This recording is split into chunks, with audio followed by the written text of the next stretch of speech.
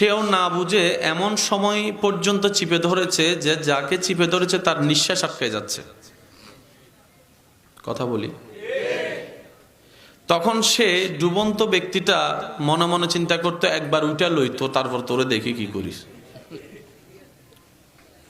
মৃত্যু যন্ত্রণা কত ভয়ানক হতে পারে, তার হাজার ভাগের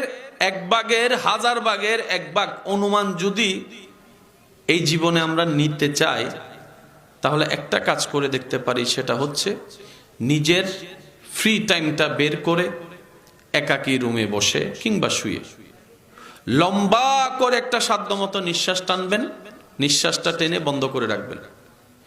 1 second, 2 second, 5 second, 6 second, 7 second, 8 second, 9 second, যত সেকেন্ড সামনে যাবে তত আপনি দেখবেন আপনার ভিতরে একটা শূন্যতা, অস্থিরতা কাজ করা শুরু করবে।